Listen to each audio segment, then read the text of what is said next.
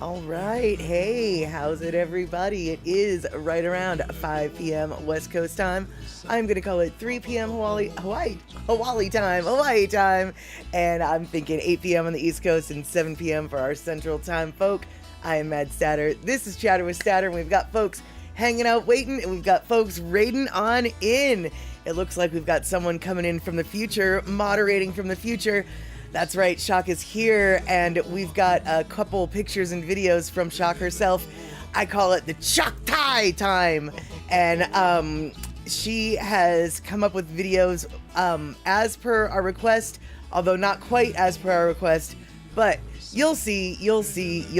First, though, I see that there's more people here than just Shock, and so I'm going to say, how's it, Rick? And how's it, Darlene? It looks like eMusic is in here saying hello. And Terry coming in with his raiders of the farming kind. I'm going to assume Terry's a raider just cause, and I'm also going to assume that Katie's Aura is one of them, their raiders, and out on a leash, on a limb, not a leash, a limb, always off leash, definitely on a limb. I'm thinking Pinnell came in with that there raid, and she is saying hello to all of the kitties, including Leo and you guys. Might as well let you know, even though the party hasn't started, it better start soon because Leo lives. Leo has been spotted just a few nights ago at midnight 30 my time. I heard crunchity crunch, and I thought, that doesn't sound like my kitties, but it does sound like a familiar crunchy crunch. And I turned and I took a picture. And even though it was midnight 30 my time, I texted Puzzycat at 3:30 a.m. his time. Oh yeah, that's right, I did it. I texted him and said Leo lives. So I promised Puzzy he'd be the first one to know. And I'm sure he regretted that promise, but I kept my promise. He was the very first person to know. Leo lives. Leo is back. And let's see here. All right, so while Terry's doing what Terry's got to do, I'm going to bring out that Black Cat intro, and let's get the party started, shall we? Let's do it.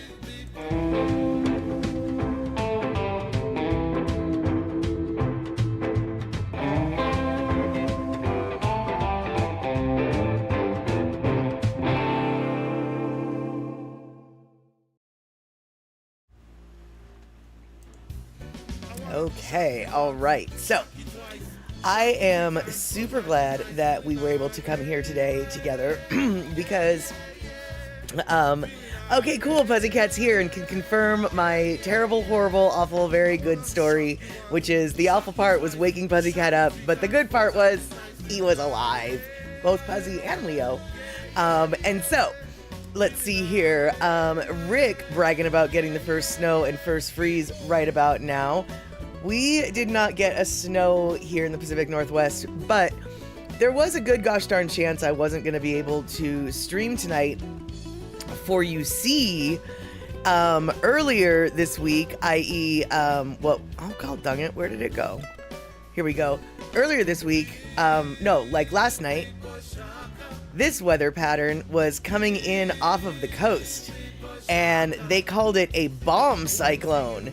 And the winds on the coast did actually reach the lowest of the hurricane force winds level. But we're not used to that here at all. So that's like a major big deal. And anyway, so lots of wind last night, lots of trees down, lots of people still without power. But because I live in the city of Seattle's light range, my power outages don't last very long usually, and so I was out of power for 5 hours last night. No big deal. However, we weren't really sure that it was going to be no big deal. They basically warned everybody. Prepare for power outages. And no Picola T. Hey, Picola T, good to see you. We've got some things from Picola T as well as Shock today. We're going all over the world, y'all. All over the place. And yeah, we definitely did not in my area, we were some of the first to lose power, but we were also some of the first to get it back. So it was quite lovely. I was only out of power for like 5 hours. No big whoop. However, there are people in the state and in the area who are still totally bumming. But those are the people who live in a different electrical zone than the one I live in. Puget Sound Energy covers a lot of the state, and they've got so much more territory that their customers generally have to wait longer, whereas the city of Seattle, it's just such a tiny little area. They get stuff fixed quick, which is lovely. And Puzzycat, you're going to have some cold weather here this weekend. Lows are going to be in the 40s. Yeah, that is. And Picola T, you're feeling the tinges, the cringes of that storm here in San Francisco. Exactly. Yeah, I'm not surprised that it maybe went down a little bit that far. I'm not surprised a storm that big made such an impact up and down the coast, is what I'm trying to say. And Pinnell, though, bragging, I got warm clouds all day. And Darlene, awesome. You're gonna put the cranberry butter recipe you just put into Discord if anybody's interested. Perfect.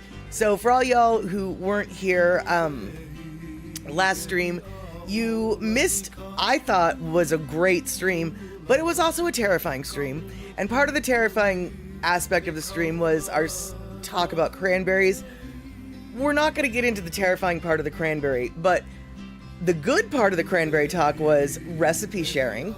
And Darlene had a wonderful cranberry butter recipe that she thought that she would like to share with folks. And so for those of you who are on the Chad with Statter Discord, by all means, the chat stat, I think, or the stat chat, or whatever it's called, check the recipe section, and Darlene's recipe will be there.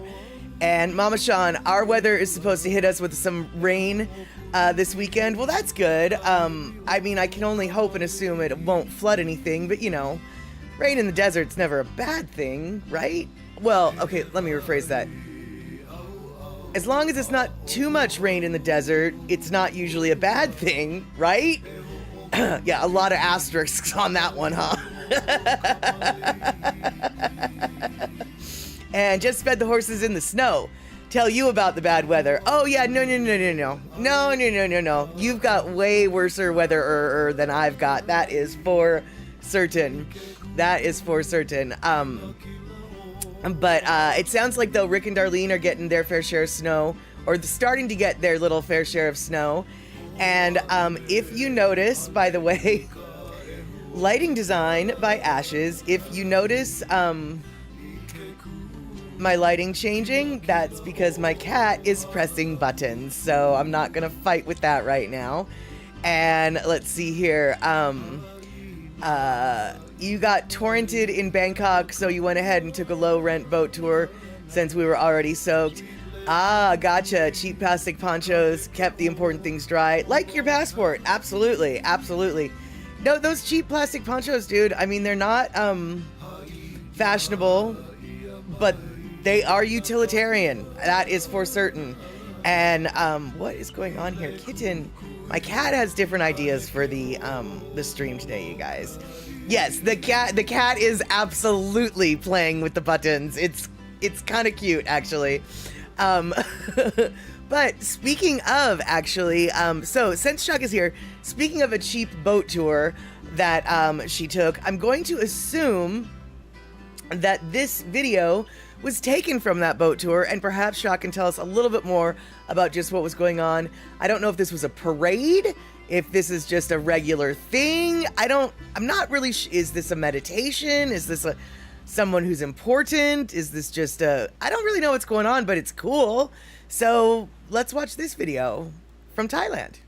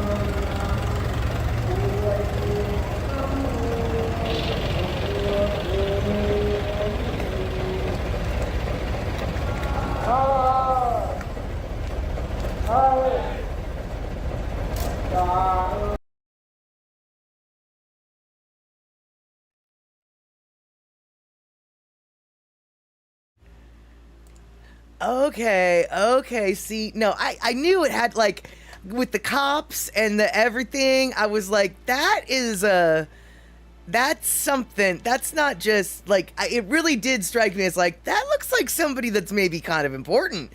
And the fact that you just lucked into it on the cheapest tour, like what a beautiful, honestly, dude. Now see, that is the stuff of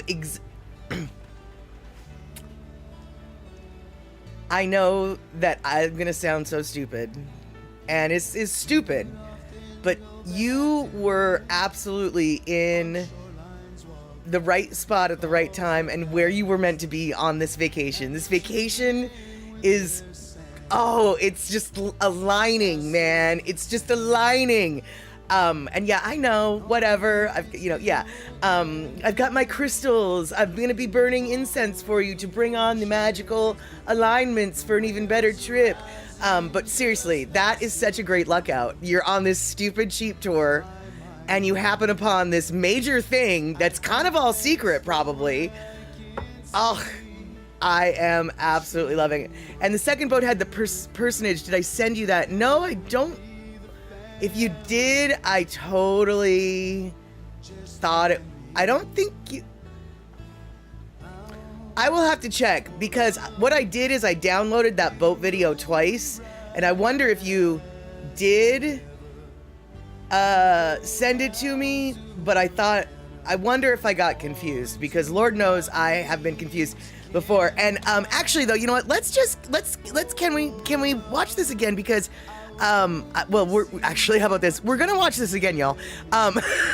Because that boat, dude, had the biggest, was that like a car engine in that boat with the important person?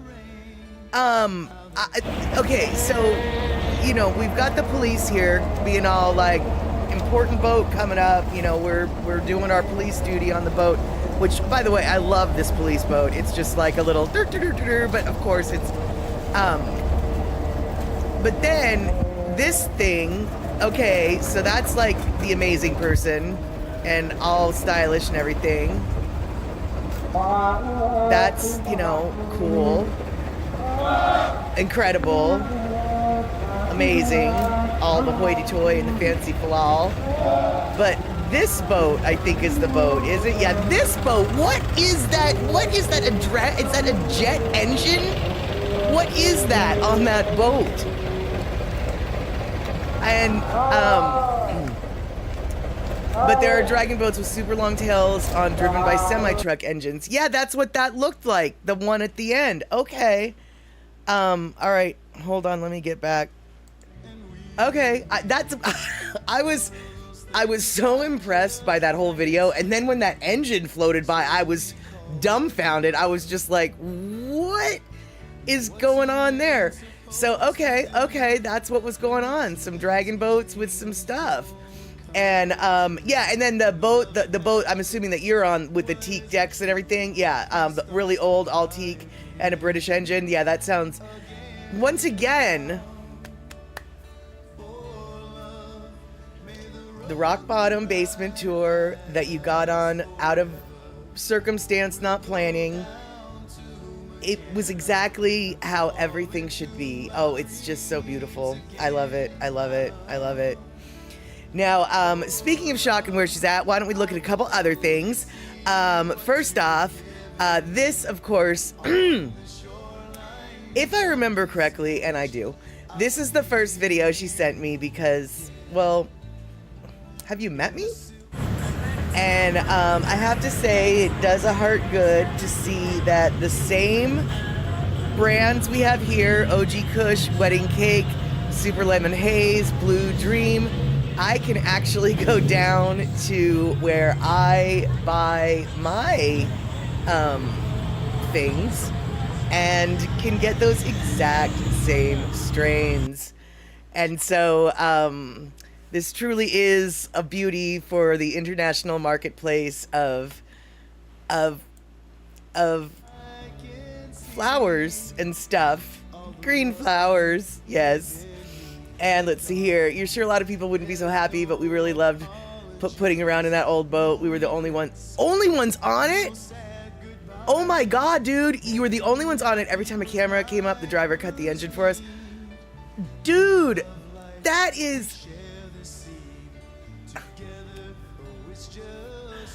makes it even more better special. Holy shoot, dudes. It was your own private tour. And I am just I can't. Yeah, as Pinnell says, it sounds like more fun than the big excursions. No, it sounds like the only way to do it. I mean, and I know you probably can't plan to do it that way, but for me, I am not somebody. I mean, I would love to go on the little side trippy thingy, but I don't want to go with everybody else. I need my elbow room. I can't. There's too many overstimulate. No.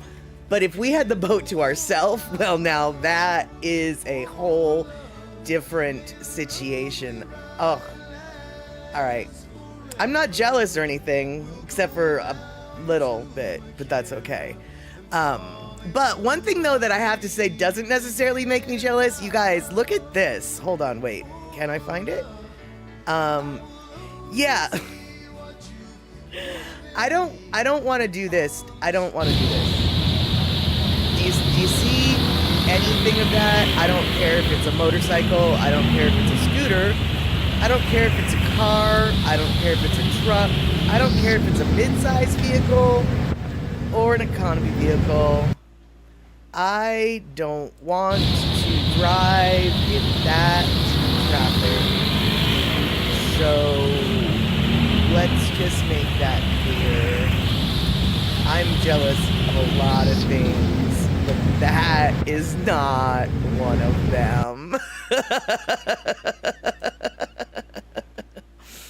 And then, speaking of jealous of a lot of things, I am definitely not jealous of this. And the reason why I'm not jealous of this is because my house pretty much looks like this. And Pecola T, talk about organized chaos. This is organized chaos right here. And this is Hamajan. You want to see Hamajan? Every time you send a packet, it go around and around and around. There's email in here from 1980 waiting to go around. You're goofy.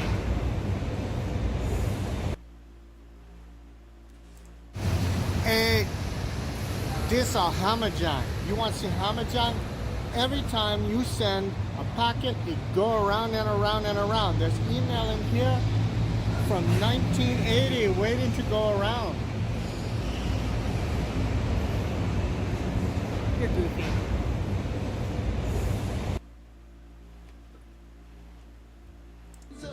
Emails from 1980 still stuck all up in it. I love that line. I thought that was so funny. And Chuck, who was that? Was that your husband who was narrating that? Who was that was giving us the Hamajang explanation of the wiring there? That was hysterical. That was very witty. And yeah, exactly. Building codes.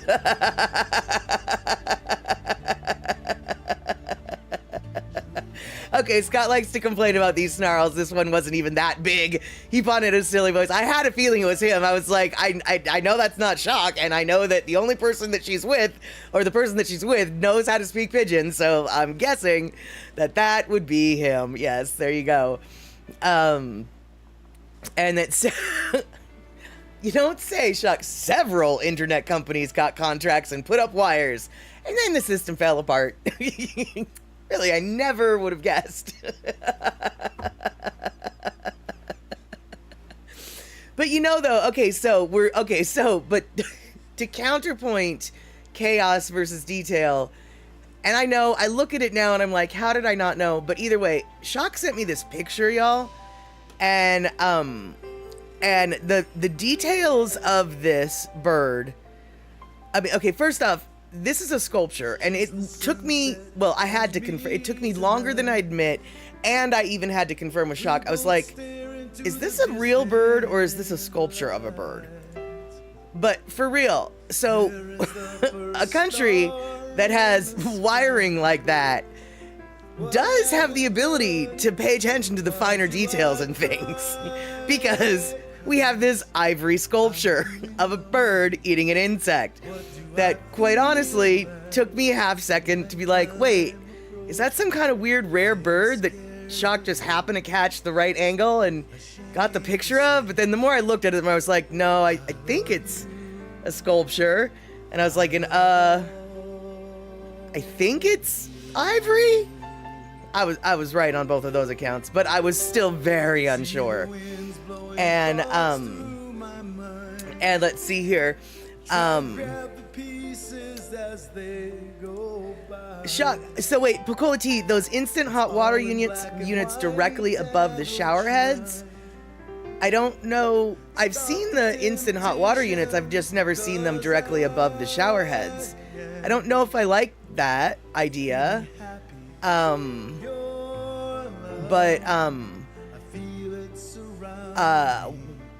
They call them suicide heaters. Okay, all right. Because I feel like they should be located next to and out of reach of the shower itself.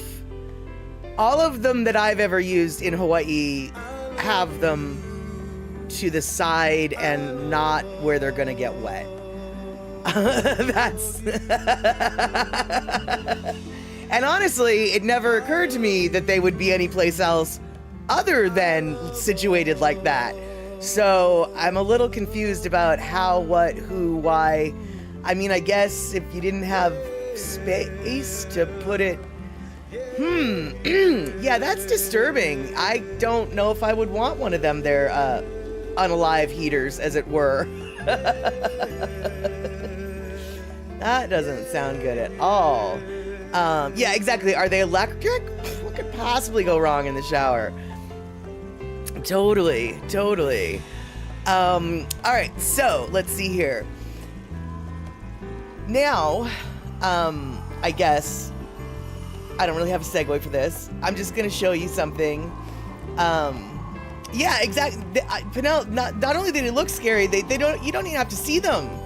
Just the idea of them sounds scary. Because all I can think of is, I mean, even if it, here's the deal. Let's just make a big pretend that electricity and water are best friends and you can mix them. And the electrical issue isn't even the issue. Let's just pretend.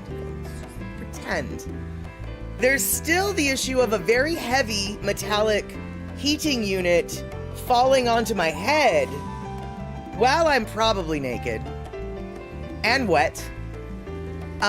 It just seems like there's a lot of ways that this could go wrong.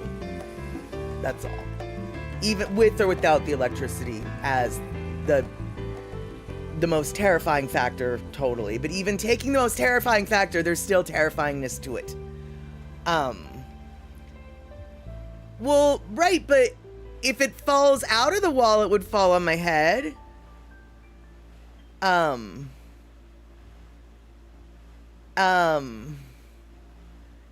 Oh, Terry's saying I've one under the shower head. Right. See, yeah, that one doesn't scare me as much, although it still scares me. But that one doesn't scare me as much as the ones that could fall out from above and hurt and then, yeah, no. And let's see here. Terry in Scotland, your hot water dispenser in the kitchen works just like the hot water heater. It makes good coffee and tea fast. Yes, I know. I remember how excited you got when you finally got your little hot water, your coffee and tea maker. His tea breaks went from 20 minutes to 3. He was able to just, yeah, it's so cute. I actually am thinking about getting an instant hot water dispenser as well because the hot water in my kitchen is just less than satisfactory, but we won't get into that. Your hot water heater is outside in the garage. Mine's inside in my bathroom, and laundry room. And yes, indeedly do. It does run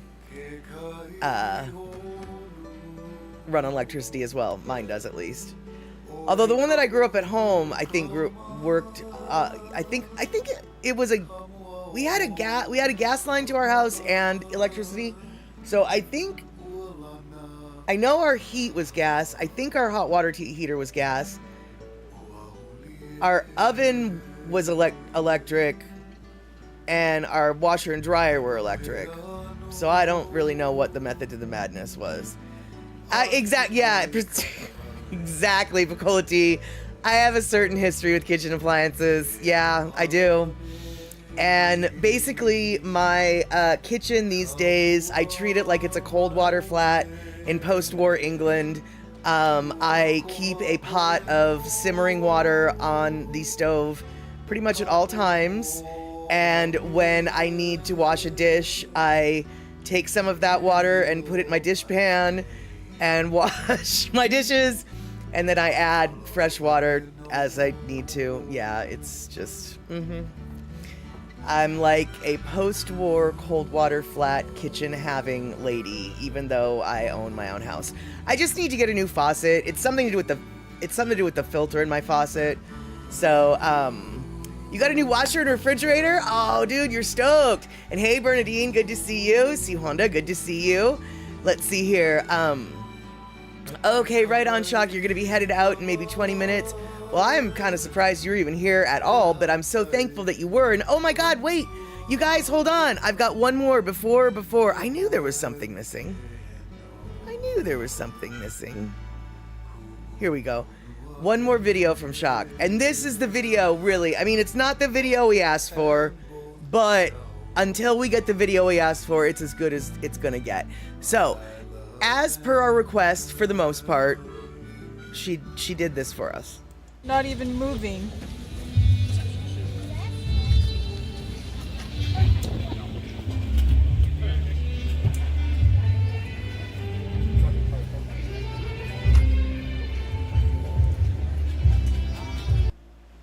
Not even moving.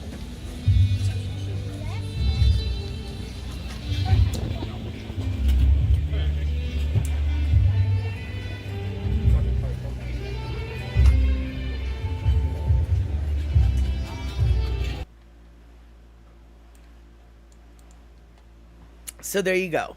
Now, apparently the deep fried scorpions are the bigger thing than the deep fried spiders.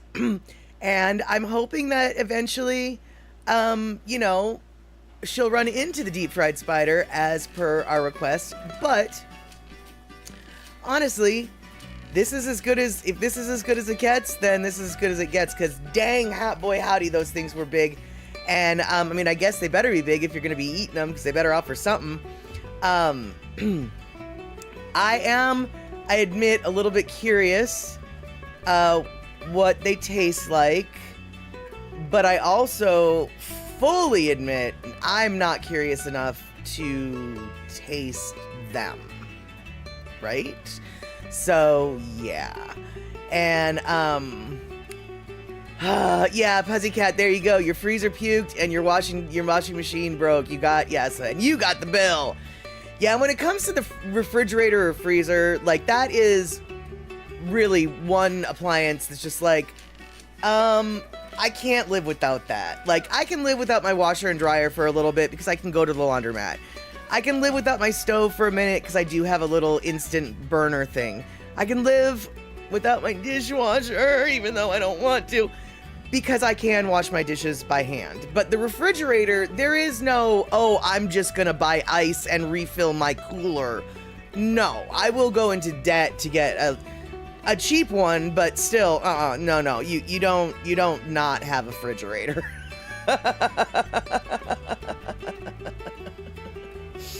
And, okay, so those scorpions are farmed, which is why they're all about the same size. Okay. And okay, we've got another boat procession, and that we'll be able to share. I've got it on my Discord, apparently. So I'll see if I can download that and get that up. And then Scott doesn't like crabs, so yeah, he's not gonna try the scorpion or the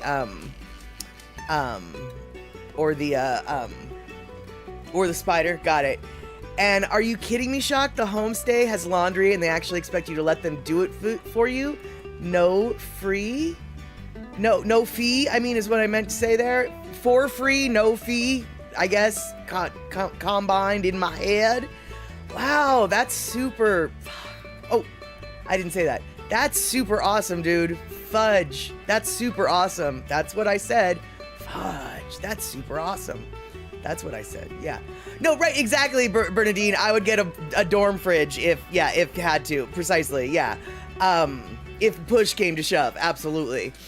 And let's see here. Terry, cooking methods. Fried scorpions can be cooked using 2 methods. Deep frying. Scorpions are coated with a light batter, such as tempura, and deep fried until crispy.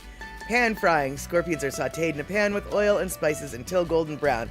I'm going to go out on a limb and say these were pan fried because it didn't look like they had any breading on it, but I don't know because I wasn't there. And let's see here. Shocked lady here solved our car rental problems for us too. The location we were told closed, so she phoned them up and the company sent a car out to us. Wow, dude, nice. Wow, you guys really lucked in. And let's see here. Someone tried to smuggle 35 tarantulas from Peru. He had them in little bottles and taped to his body. How on earth in this day and age could he think that he would be able to get past security with that? I mean, they've got body scanners, dude. They're going to see him. That is so... I mean, on just what planet? Yeah, all right. And Terry continues, cultural significance. Fried scorpions are a popular street food in Thailand, particularly in Bangkok's Khao San Road and Chiang Mai's night markets. They are also consumed in China, Vietnam, and other parts of Southeast Asia. Got it. And let's see here. Yeah, fiddlesticks. That's what I said. That's exactly what I said. And continuing, taste and texture. Fried scorpions have a crispy exterior and a tender, slightly sweet interior. The flavor is often described as similar to French fries with a nutty or earthy undertone. I love French fries. I do, but...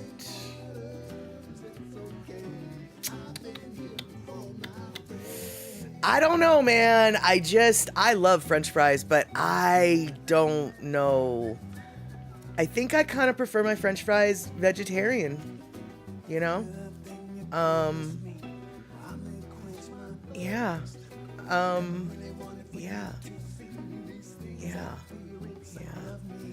And, let's see here. Oh, wow. They even have a dryer there, but Scott asked him to put his skivvies in the dryer. He hates crunchy BBD. Yeah, I hear that. I can appreciate that. I don't like having my towels for my bath towels hung to dry because they're too scratchy. I prefer them in the dryer. And I don't even use anti-static cling stuff or anything. They're crunchy. I don't like them crunchy. And let's see here. Yeah, I guess lobster fries, if that's what you... But they're not, man. I mean, it's scorpion fries. Scorpion fries, man. Why are you... Lobster is sweet sometimes, true. As is shrimp, but... I don't know, man. And yeah, Terry, they do take the stingers off. I assumed and hoped, Puzzy, that they took the stingers off. But I do know that on those bigger scorpions, the stinger... Okay, let me rephrase that. The bigger the scorpion, the less venomous the sting. Let me emphasize, all the stings hurt badly. But the big one isn't gonna kill you. You'll wish you were dead, but you won't kill you. But the little one, the ones from the little sand-colored scorpions that like to hide in your shoes or be at the foot of your bed between your sheets and your bed because they like the saltiness of this foot sweat. Yeah, those kill you. Those will kill you because they're little. And the little venom is way more potent than the big venom. Which is, when I worked at the record store, I taught many parents my scorpion theory of warning labels. because basically in the 90s, I don't know if y'all remember this, the PMRC, the Parents Musical Resource Center that was started by Al Gore's wife, Tipper Gore, they required a warning label on any kind of rock and roll or rap album that might have controversial or that parental advisory might be warranted due to the contents on the album. And so they, that of course turned into a farce, because then every album wanted one of those on there because it helped boost sales. Good intentions, unexpected results. So then what happened is, the bigger the sticker of the parental guidance warning meant the more tame the album was. There was like nothing to be worried about at all. Because seriously, DJ Jazzy Jeff and the Fresh Prince had the album Parents Just Don't Understand. Like, that had the biggest parental guidance warning sticker on it ever. It was the safest flipping, I can't even. But there was other performers who were definitely like, oh no, you don't want to play this in front of mom. Oh no, like, oh no, you don't want your mom knowing that you even know this group exists, let alone own an album. And those albums had warning stickers, because they had to have the warning sticker, but the warning sticker, they did not say how big it had to be. And they had warning stickers that were like the size of my pinky nail, and they were very hard to see. And so I pointed out to my parents, who would come to me with, because I literally had a parent come to me with the DJ Jazzy Jeff, and I was just like, oh, this is out of hand. So I had to explain to her, I was like, look at all of these different ones. Like, this one's the safest, this one's not, and this one, do you see it? Do you see it? And I had to point it out, and and I was like, that's the one you got to look for. That's the one you have to worry about. So, so her kid got the DJ Jazzy Jeff CD, and I felt bad for him, because if his mom was worried about that, well, she was all up in his business. And let's see here. Yeah, exactly. Big things come in small packages is what it works. Is what it seems like in the Scorpions, at least. And right, exactly, Shock. Just like garlic, the bigger ones are the milder ones, and the little ones are the spicy ones. Yep. And let's see here. Terry, really? They have loads of Scorpions in the south of France? They keep boxes of lavender on all the windowsills because Scorpions don't like lavender. Oh, okay. And yeah, I suppose, Picola T, the last couple have been explicit eekness. Yeah, I do have to apologize for the dwelling on the topic of the wolf spider as long as we did last week or last stream. That wasn't the intention, but we kept talking about it, and so. And all right, Shock, you get out there and go to that tea farm or that tea plantation or that tea ranch, that tea place that you go eat lunch and have tea, have fun.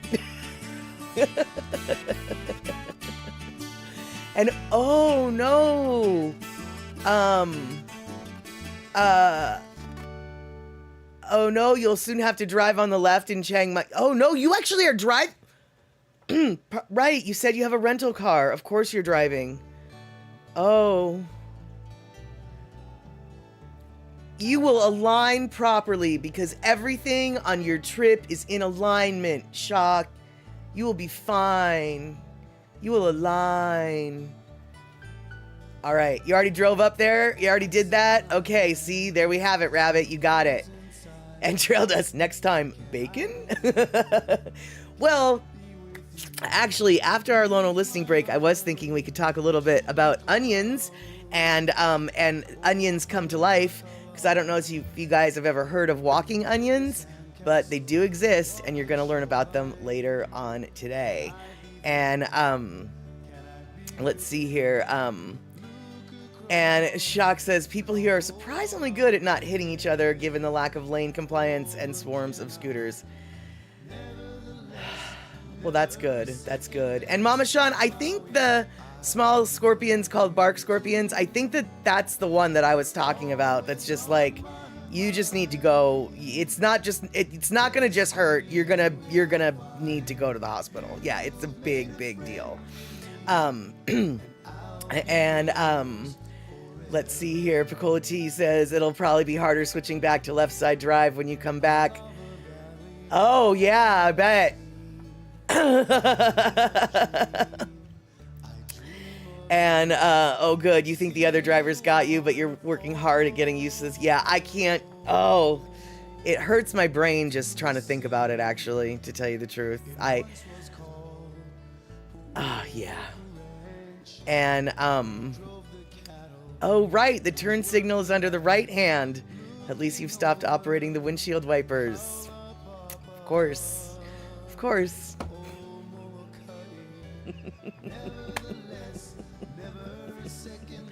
Oops. All right, so after we get back from our loner listening break, we have got some pictures and the like from Piccola T and where she is at in the wonderful world of worldness. And so, consequently, for the theme of today's show, knowing that I was going to be showing a lot of Thailand and where it is in the world that Piccola T is at, I figured the theme is someplace better than this. And so here and now we have our Lono listening break, someplace better than this. Boop.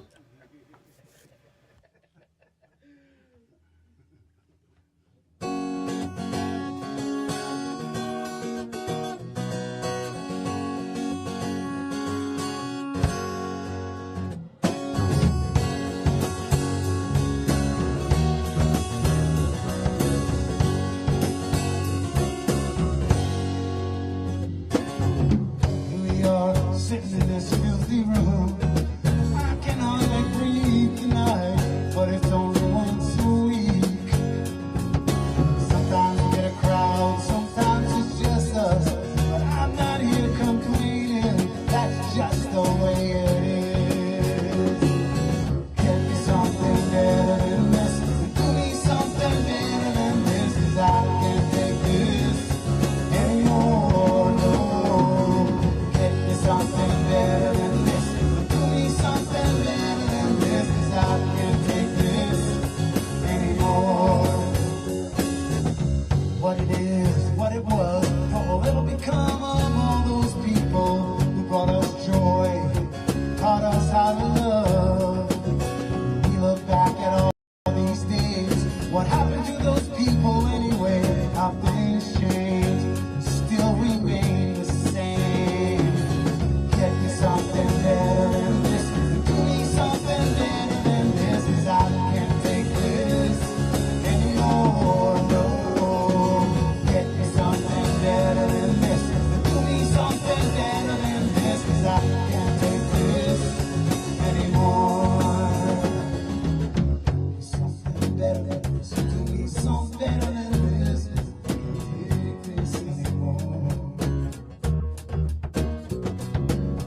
Something better than this, do me something better than this, 'cause I can't take this anymore. Finally, when you receive me in your kingdom, and I'm singing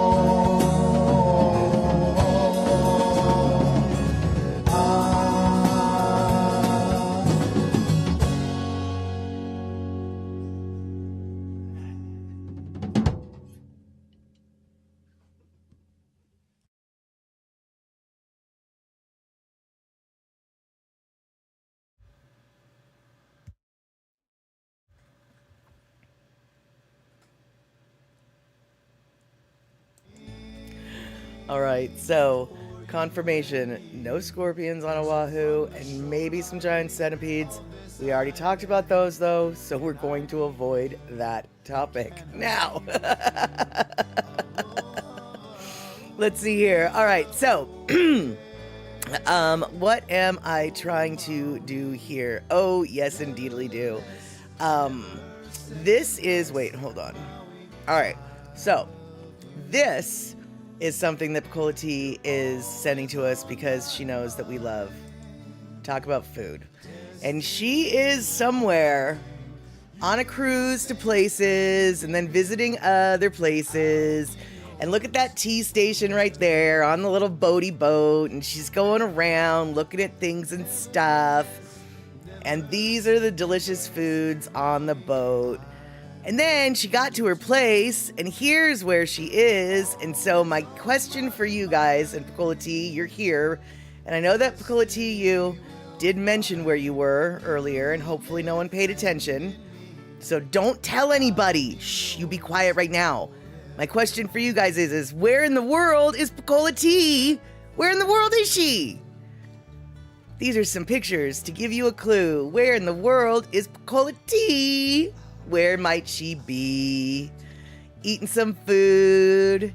Eating some food near a field with the boy that she's married to. Eating some food. Whoops, I didn't mean to grab that one. Eating some food. She's not eating food there. She's climbing some stairs.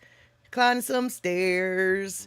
There's some food. There's more stairs. There's more stairs. And now you might know where she's at. Oh, look, now she's someplace else. I don't know where this is. Yes, that is correct there, Mr. Rick. What gave it away? Was it the Coit Tower? Was it the, you got it, C Honda? Was it all of the hills and the stairs? Was it the Coit Tower? Was it the Chinatown? Was it the Italian deli? What was it? The dumplings being made in the window? The very high streets? The beautiful Chinatowns? The Italian eats?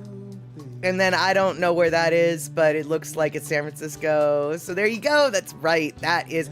And those are 1,000-year-old gumballs, a Chinatown specialty. 1,000-year-old gumballs. 1,000-year, you've heard of 1,000-year-old eggs, right? Or 100-year eggs, whatever. Those are 100-year gumballs. Only Pecola T hypothesizes they actually might be 100 years old. Not just as a dish name, but as an actual, like, you know, thing. Age and the like. Yep. So, Rick, all cheating, he read all the chatter, so he knew where she was. I was hoping that nobody noticed, but let's see here. All right, so, I've got a bunch of stuff and things, but now I need to go back up here. And here we go. Okay, so, I warned you. We're going to talk about creepy onions. They're not really that creepy, though. They're called walking onions, and I don't know if you've ever heard of walking onions, but they're a type of onion, and, well, they walk. So let's learn how. These are Egyptian walking onions. The whole plant is edible, root, bulb, stalks. You can make green onions from them, even the little bulbils at the top. They get their name because they take these bulbils and drop them down to the ground, and they will just continue walking across the garden, or the stalk will bend over, planting them. This patch right here is in desperate need of being replaced. So I am going to take a bunch of these bulbils and I'm going to put them in other parts of the garden to create more patches of Egyptian walking onions.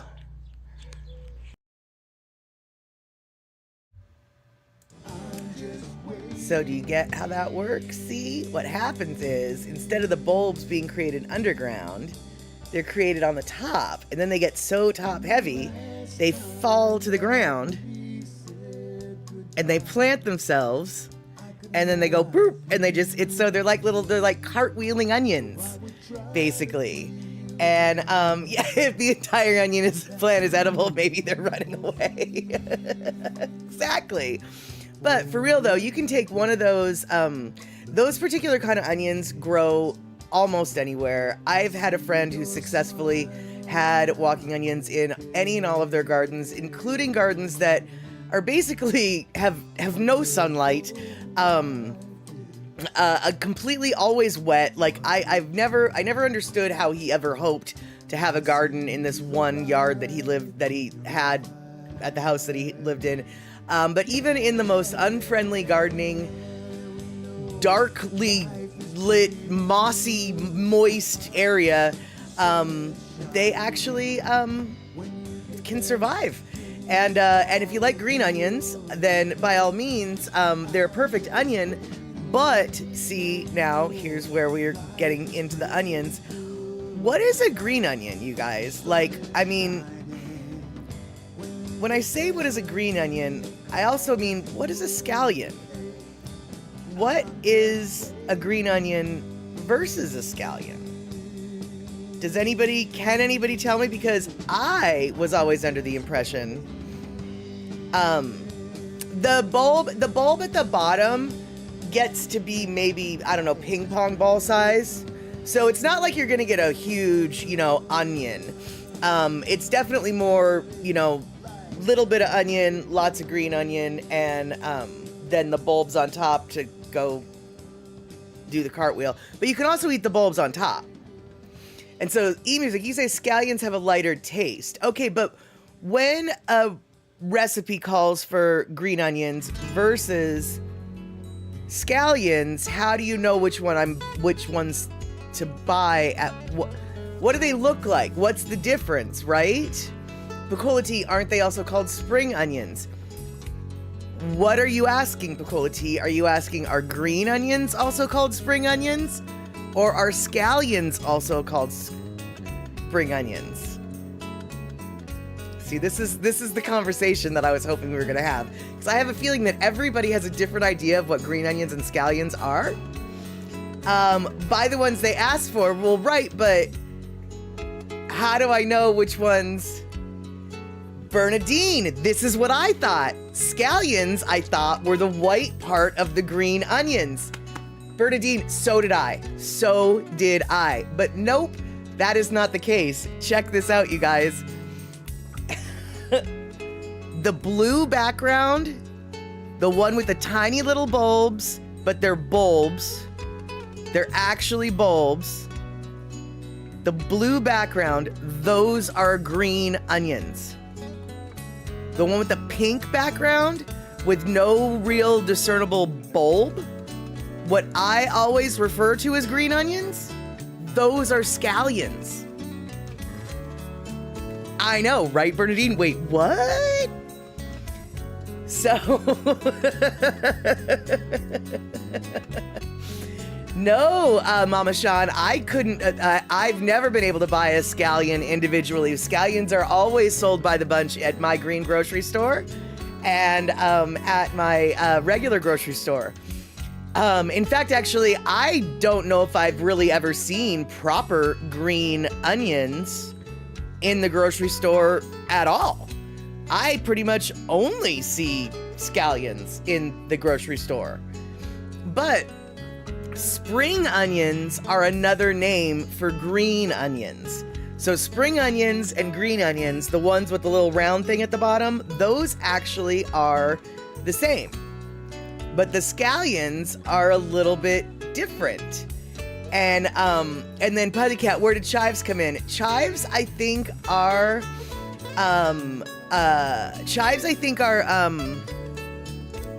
they're in the same family, but I think they're just like super tinier versions of them. I think they're still an allium, however you pronounce that.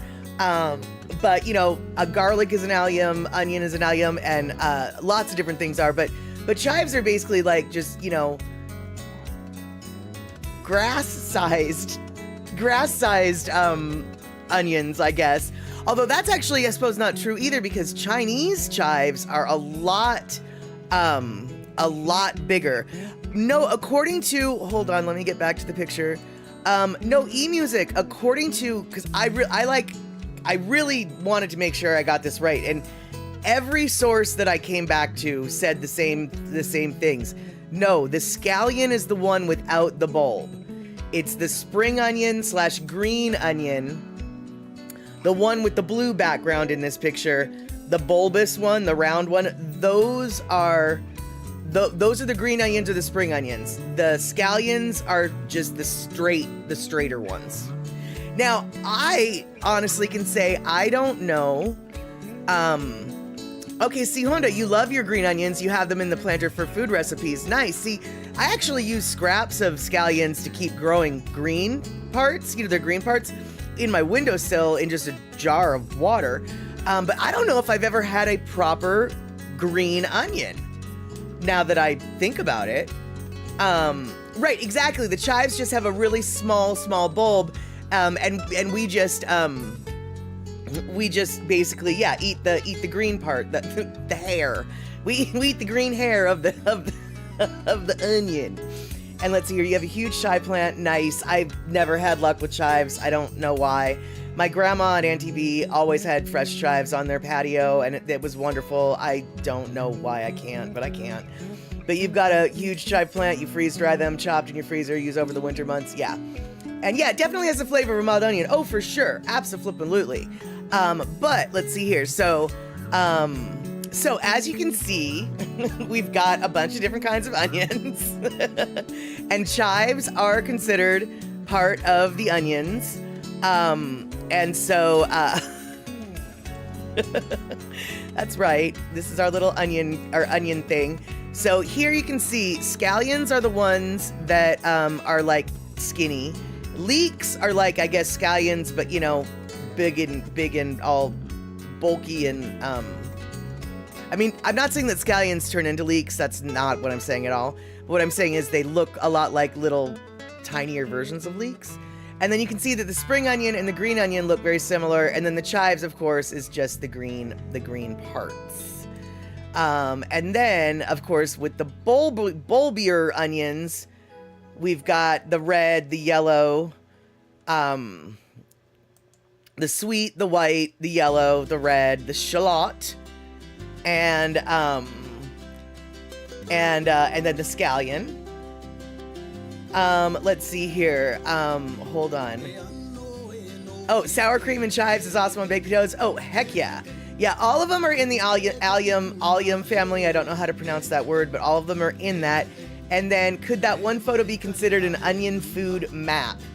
Do you mean the one with the arrows? Well, I definitely think that it's possible because I'm not so sure I have a map lined up today. So if this is gonna have to be our map, I am totally okay with that. Now, if you're talking about the one with the different, this one, no, that's not a map. But the one with the arrows, yeah, dude, let's make that a map. That's a food map, dude. Total food map. With the arrows. Okay, cool then. Yeah, we're on the same page. We are definitely on the same page. And so those are the onion kinds of all the different kinds. But then we've got the really big onions, the kind of onions that we cook with. And they all have different uses that are ideal for their circumstance. And so if you didn't know, here we go. Now you know. The red onion is generally best eaten raw, and there's a reason for that. First off, it's a great raw flavor, but also when you cook the red onions, they oftentimes turn a very unappealing shade of blue or gray. And so red onions generally are not exactly what you want to be cooking with very often. And then you've got your yellow onion, which is your day-to-day onion. You got your specialized sweet onions. Sweet onions not only have a higher sugar content, but they have a lower sulfur content. And it's the sulfur content that generally makes us go all teary-eyed. So the sweet onions have a less pungent effect, both with extra sugar and then lack of tear-inducing qualities. And then white onions, I guess, have the crunchiest texture. and are generally used in the Mexican cuisines and the Chinese food cuisines, which I have to say is has been my experience. So so now you know a little bit about some onions. And now I'm asking you, what do you guys like to do with your onions? These are a bunch of different things you can do with onions, and I'm just wondering if you guys have any particular onion dishes that you love to make, that you love to eat. I know that when I grew up, every single Thanksgiving and every single Christmas dinner had creamed onions, creamed pearled onions. Very similar, in fact, almost identical to these creamed onions that we will be seeing shortly. And let's see here. Cooked, yes. Raw, no. There we go. Creamed onions. Anybody else? Anybody else have creamed onions like this when they grew up? I can honestly say I never tried them. They just never looked appetizing to me at all. And, but they always got eaten. I didn't eat them, but other people did. And so, yeah. And so, honestly, you guys, onions are such a cross-cultural staple food. See, Pussycat loves creamed onions. And they look like scallops. Yeah, actually, they do look like scallops. That's onion pie, y'all. And onion pie is one of my favorite things. Onion pie is so flippin' delicious, you guys. And right, French onion soup. How can you get anything better than French onion soup? And Rick, now I need some French onion soup. Exactly. Now this red dish, that's like a Turkish baked onion dish. And then of course, you know, you got your grilled onions on the hamburger. I don't remember what that was exactly, but you have to have your flippin' flirpin' onion rings. And then that's called Tennessee onions. Never heard of them, but they're this creamy, bacony, cheesy onion dish that sounds delicious. These are onion fritters. We all know bloomin' onion if we see one, right? French onion soup, we all wanted in our belly right yesterday. That's that weird creamed onion kind of thing. And then those are stuffed onions. Never occurred to me you could stuff some onions. There we go with that Turkish dish again. Don't remember what it was, but it looked tasty when I saw the recipe. And then, of course, we got a fancy French onion tart. So, these are some onion things. But, my friends, have you thought of other ways to include onions in your daily life? If you haven't, I have 2 recipes for you from the same content creator. Yeah, that's right. We're going to do more onions. We're talking about onions. I told you we talk about onions. And oh my goodness gracious, picked onions found everywhere in the UK are the greatest waste of an onion known to man. Really? That's so funny. I'll take a pickled onion in my martini or a brown caramelized onion in soup or fried in rings. Well, I'll tell you what right now. We have got, yeah, I use powdered onion in almost every day, almost everything as well. Powdered onion and powdered garlic.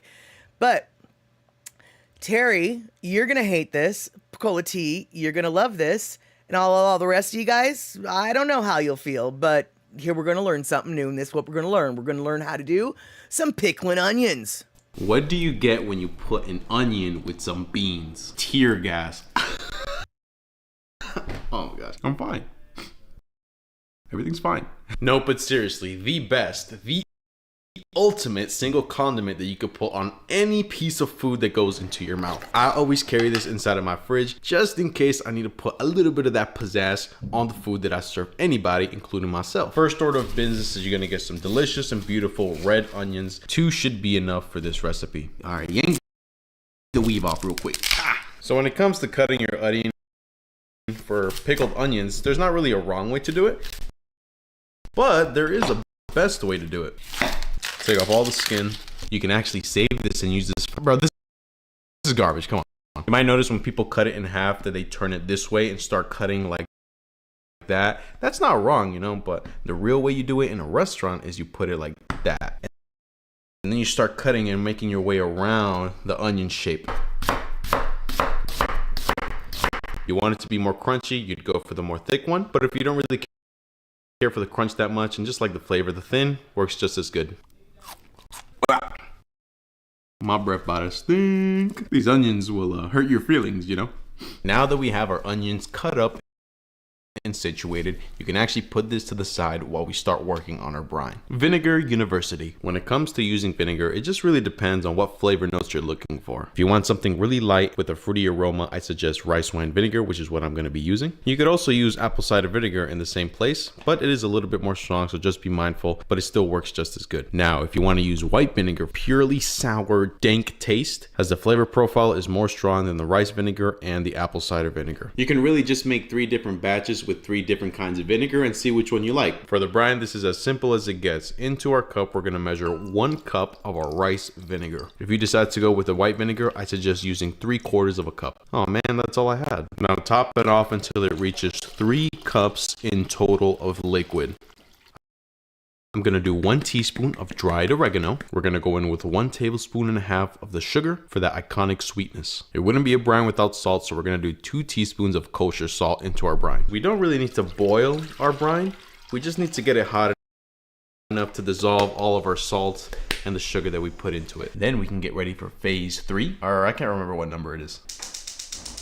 Deposit 2 cinnamon sticks right into your jar of red onions. Do the same exact thing with 2 bay leaves. Just put them right inside. Doesn't matter where it goes. Now this step is optional, but because I am a spice freak, I like to put some chili flakes into my onions to kind of get that sweet and spicy balance of flavors. You know what I mean? Combo made in heaven.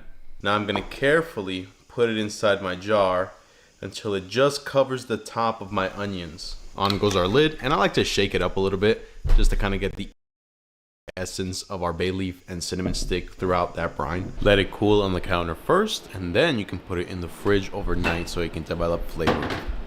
And yes, it looks like I just woke up. Come on now. I told you I'd do no part 2s. 12 hours later in the fridge, you got a very pink, very beautiful pickled baby boy. It's sweet, it's crunchy, it's sour. Oh man, this can literally go on anything. It's so good. Even raw like that by itself, it's a really good snack. I don't know, it's just addicting. Make more pickled onions at home. It's good for you, it's good for the soul, and you're gonna make people fall in love with it, and you too. And if you liked it, you know, make sure to leave a like and subscribe, okay? I'll make more videos like this, all right? The viewers don't know our relationship, you know. Okay, I'm glad to know that the cinnamon stick was hitting people wrong too. I was just like, I don't really know about that. Now, the bay leaf, I could maybe see just because you throw bay leaves into stuff, right? But the cinnamon stick, yeah, I don't really know how well I do with that. I'm not so sure. But otherwise, the brine, it does seem like he used a very basic brine. And I really appreciated how he broke it down. You know, it's like you can make it what you want. Use the apple cider, use the rice, use the plain. If you're going to use the plain, you might want to chill out a little bit with the vinegar. It's a little strong. I do enjoy how he kind of broke that down. And honestly, after watching that video, as much as Terry was just like, oh no, that pickled onions are awful, he did admit, okay, these onions might be better than what he sees over in his area. But honestly though, I don't know why I don't make pickled onions, because it really doesn't look like it's that difficult. And, I mean, it looks like something that I probably could actually handle. And snacking on pickled onions, well, that rolls out romantic smooches the rest of the night. Well, that's not really true, Picolati. As long as both of you have been snacking on pickled onions, then it shouldn't be a problem, right? Now, this particular YouTube content creator also posted something earlier that I saw this earlier today, so I grabbed it. It's a shorter video, but it's another thing that you can do with onions. And quite honestly, even though pickling onions is something obviously we had all thought of before because we'd heard of it, I'd never thought of making. And this I have heard of in different forms, but it never crossed my mind that you could do it with onions. I've heard of it with garlic, but it never crossed my mind to do it with onions. And quite frankly, I think both for garlic or for onions or both, this is a brilliant and easy recipe that I'm going to be sharing with you. But Terry, your invention of garlic toothpaste never really caught on. Dude, honestly, when I was in college, I was seriously thinking about creating weed-scented incense. So that way, when you were smoking weed, you could use the weed-scented incense to explain why your room smelled like weed. Because it's not weed, officer, it's the weed-scented incense. I thought it was brilliant. Nobody else could appreciate the brilliance of my logic. But I still feel like we could have a market, man. And then, but you know, I mean, I don't know. It seemed like a really good idea, but only, Darlene, you're the only one. You are literally the only person who was just like, that's a good idea. Everybody else looked at me just like I had 3 heads coming out of each shoulder. And it's just like, all right, well, you can stare at my head and shoulders all you want. I think it's brilliant. 3 heads coming out of each shoulder means I got 7 brains, dude. Whatever. All right, but this is the other quick video, patchouli incense for that. No, because patchouli incense... Do I even need to finish that sentence? No, because patchouli incense, period. No, I don't like patchouli incense. I would choose Nag Champa over patchouli any day, but the problem is neither Nag Champa nor patchouli smell like weed, whereas if your weed-scented incense smells like weed, then you have an excuse for why your room smells like weed.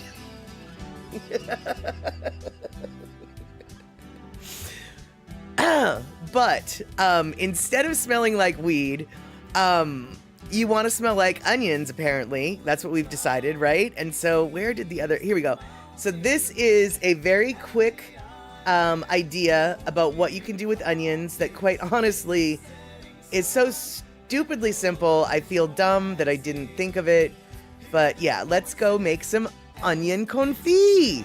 Scroll away if you hate onions. See, this is what they don't tell you about content creation. Now that we got 100% viewer retention, we're gonna turn these stinky boys into elegant onion confit. Onion confit is practically the same thing as garlic confit. The process is quite literally almost the same. Get a really nice neutral oil or olive oil for a little bit better flavor. When you're putting in the salt, I like to put a good amount so that when it cooks, the oil penetrates in it and then it gets salty inside. Give it one more gentle mix. I wasn't kidding when I said it's very similar to garlic confit. All you gotta do is put some of this flexible metal on top. I got my oven preheated to 350 degrees. This is gonna go in there for about an hour, but do check on it after that hour. This super sour blue raspberry kind of looks like an onion. I'm not gonna destroy my tongue again. It actually took like an hour and 30 minutes. Spread it on the bread like it's butter, my brother. This is not only good on just the toast, you can put this on pizza, in your sandwich. You can even eat it as is. What do you guys think? Garlic confit or onion confit? Let the war begin.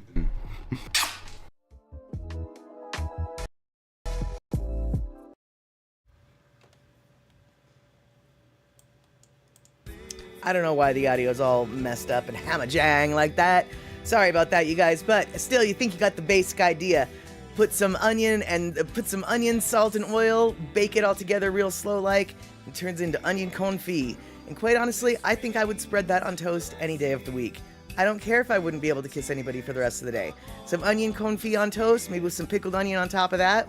Sounds delicious, because you know, onions usually are fairly healthy for you and not usually very prone to foodborne illnesses. The chemical structure of onions generally prohibits a lot of bacterial growth. Now, obviously, recently McDonald's recently experienced the untruth of that. They managed to have a huge raw foodborne illness based on their onions that they used on their quarter pounders a little while back, and that was definitely problematic. But one of the reasons why it took a little while to figure out what the heck was going on is because onions are very, very, very rarely the culprit in any kind of foodborne illness. When it comes to foodborne illnesses, actually, some of the most dangerous foods you can eat are actually the healthiest foods they recommend for you. It's your raw greens. It's your salads. It's your freshly cut vegetables like your tomatoes and anything like that. Raw, uncooked vegetables that have been sliced and any way processed are definitely high risk foods. Until recently, onions managed to escape that trap, but unfortunately, McDonald's, like I said, found out that they had a special batch of onions apparently, and I do believe though that the onion issue, I do believe the onion issue that McDonald's had was actually a soil-borne issue that got its way into the onions. So it wasn't really a handling issue, which I guess is nice. But what you thought onions start to deteriorate the moment they are cut? Well, Piccolo Tea, I'm sure they do, but I'm also equally sure that places like McDonald's have some sort of chemical solution to spray on them to lengthen their life. Right? I mean, right, And why are there onions in McDonald's burgers that are in Happy Meals? Well, because all of McDonald's burgers have the onions, but the quarter pounder with cheese onions, those are different. Those are actually raw onions, whereas the onions that they use on their other burgers are reconstituted minced onions, dried minced onions that have been reconstituted. So those ones are those weren't part of the problem, but it was the fresh raw onions that got everybody sick, apparently. And let's see here. A guy dressed like a guy in a fantasy book series went by you on Monday. The wind blew strong. Nag Champa to you. The character is a wizard. Do wizards use Nag Champa? Well, I guess that wizard did. But I'm not at all surprised that a wizard might exude the nog, as it were.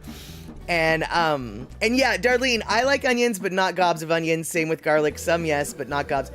And oh my God, I totally feel ya. Zippy's Giant Burgers, the burger joint that used to be one of my favorite places to go, for many years of their existence, before somebody finally did clue them in, they had an admirable thing with their toppings, which was full bun coverage for all the toppings.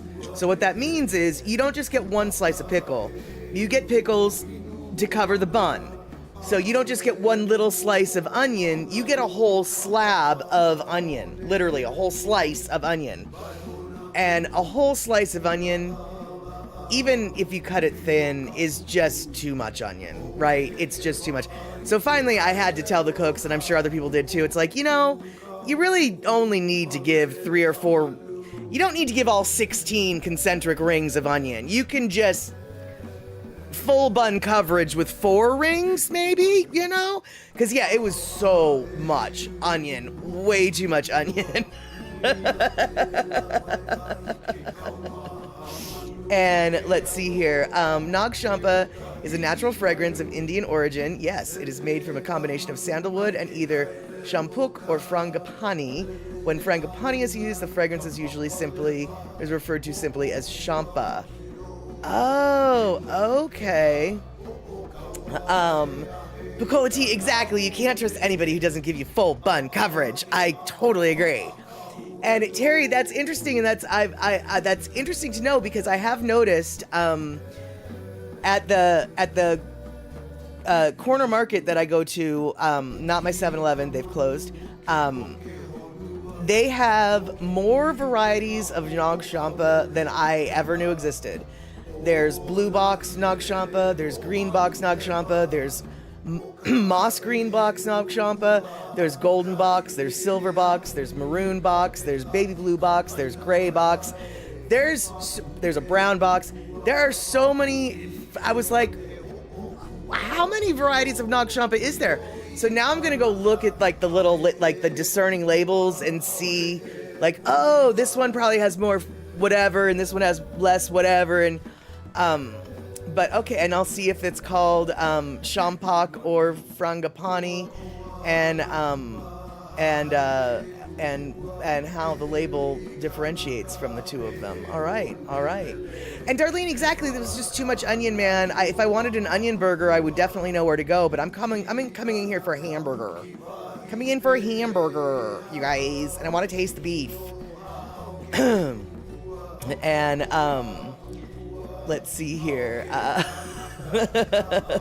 Yeah, no, exactly. That's patchouli scent. Yeah, I can see how Nog Champa could be somebody else's patchouli. I prefer Nog to patchouli any day, but I absolutely understand why somebody else would just be like, nope, no can with the Nog, no can with the Nog.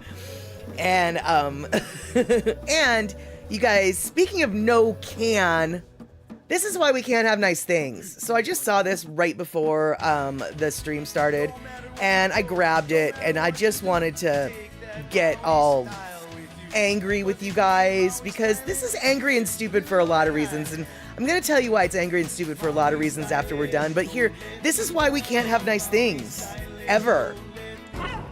One of our roles here as Arboretum is to kind of help preserve plant genetics. The Washington Park Arboretum is where a tree became a target. This is the Arboretum proper. Ray Larson with University of Washington's Botanic Gardens says staff first saw it on Friday. Just to the right there, you can see the little stub. And soon the Arboretum's regulars noticed too. My husband took the dog out that morning. He was like, the tree is gone. He's like, I think someone cut it down. It was 5 feet tall, planted just a couple of years ago, and rare, grown from seeds collected from China. It's a variety, giant cypress or a Tibetan cypress that we don't see often in cultivation. And then since it is heading toward being endangered. It's not like a regular tree that you can just go to the store and get a seed or a sapling for. So it's just sad in that context. I just think it's appalling. Why would somebody do that? Sometimes we'll have branches taken, but rare to have whole trees. Using social media to spread the word, they say they suspect someone took it as a Christmas tree. A similar scenario unfolded here 15 years ago, right around the holidays, with another rare tree cut down and stolen. It's just so sad, because the reason we come to the Arboretum is to see all the beautiful trees, and there's so many, and it's so wonderful, and to see it damaged like that, it's just really awful. So they just stole something from everybody. A tree many here treasured like a gift is now gone. Things are more expensive for Christmas trees too. There's a lot better trees to use and a lot better places to find. In Seattle, It's sad when something like this happens. Natalie Swaby, King 5 News. I mean, did you guys get a look at the trees that were cut down for Christmas trees? Well, presumably for Christmas trees, because it was given the time of year. They're hardly worth. I mean, that has to be the most expensive Charlie Brown flipping Christmas tree ever to get stolen. It just makes no sense. It wasn't even a good-looking tree. I mean, let me rephrase that. It was a tiny tree. It hadn't grown into its potential yet. It was a beautiful tree, but as far as Christmas trees go, that was an ugly Christmas tree. That was not a good Christmas tree choice. I have some trees that in my yard that could be cut down for Christmas trees. You're more than welcome to them. In fact, this thing did kind of make me think, maybe I should take some of the tiny trees that I've got in my front yard that I need to get rid of, because I really do, and just cut them down and put them in front of on my street and just be like, hey, come take a tiny Christmas tree, because the trees that I've got in my yard, quite literally, even though they are Doug fir trees, so they are Christmas tree varieties, a variety of Christmas tree. They haven't been, pruned and trimmed and, selected and grown properly for a Christmas tree, but seriously, they would work as a Christmas tree, and you don't have to pay the $50 for 3 feet of tree like they cost these days, because Christmas trees are really expensive. I have no idea how much they are in Hawaii, but I can tell you right now that Christmas trees come from places like Washington, and in Washington, they are so expensive, I don't know how anybody in the rest of the world could even consider having a real Christmas tree. I can't justify, wow, $115 for a 6-foot tree that's only going to be in my house for 3 weeks. Yeah, that's a tough sell for me. And let's see here. Your city planted a 1-inch diameter maple tree in front of our house this spring, and they came back last week and cut it down?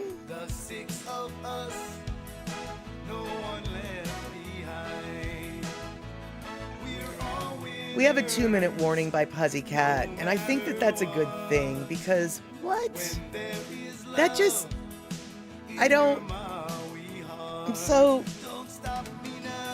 well, this is what I know. I think I'm going to cut down my little Christmas trees and donate to them to anybody who needs a little Christmas tree. If you're a poor person in my neighborhood who wants a little Christmas tree for free, come and cut down the Christmas trees in my yard. Come and cut them down. And that is just so weird. That is so weird. Rick, the only thing I can think of, and I know that this is like a super long shot, but I do know that when it comes to trees that cities plant near sidewalks, homes, and water lines, they have very specific trees that they decide are good and bad for those locations. And so the only thing I can think of is somebody accidentally planted a tree that's like not like, oh dude, that's way too close to the sidewalk. That root mass is going to disrupt our sidewalk and pop it up. We don't want those kind of trees in that area. Those kind of trees are for the parks where there's no sidewalk near them. And so we've got to cut that down and replace it. Like that's the only, and even then that pisses me off because it's like, get your act together, brah. But I'm assuming, I'm hoping it's something logical like that. And, oh, that spot is jinxed. It's the 4 seedling that didn't make it. Oh, so it was dying. Oh. Weird. Oh, weird. Okay, well, now that's just a mystery. And it's a mystery that we can't solve because we are out of time. Puzzy Cat says that we are almost into overtime. We're not yet because it's still 6:30. The drunk snapped off the first. The second died from the winter. Well, I don't know how to prevent the drunken thing, but hopefully they can get a winter one. A winter wonderland. There you go. You planted the third and they didn't like it. Of course. Oh, not even surprised. Not even surprised. Yeah, no. Don't help the city. Nope, you'll get in more trouble than it's worth. Oh, but that one wasn't dying, and that's why it was confusing why they cut it down. Yeah, that is weird. That is weird. But we've got people leaving because it is time to go. 1 minute past the bottom of the hour, and I want to remind you guys, well, first off, I want to thank everybody for hanging out, and then I want to remind you we have Reservation Dogs on the docket Saturday evening, 6 p.m., Twitch, Map Statter, and we'll be watching Season 3, Episodes 1, 2, and 3. Episode 3 of Season 3 is the story of the Deer Lady, and quite frankly, all of these stories might need some tears, there might be some onions in all of these episodes we're going to be watching, but when it comes to Episode 3, you will definitely need some Kleenexes, so be sure to put that on your shopping list, along with all of your Thanksgiving goodies, like your apples for your apple pie, your sparkling ciders for the little kids, and the stuffings, and all of these side dishes. All right, you guys, have a good one, and be like Puzzy Cat. Plant a row of trees 35 years ago, and have them still growing. All right, you guys, we'll hopefully see each other on Saturday. Have a safe week. See you soon.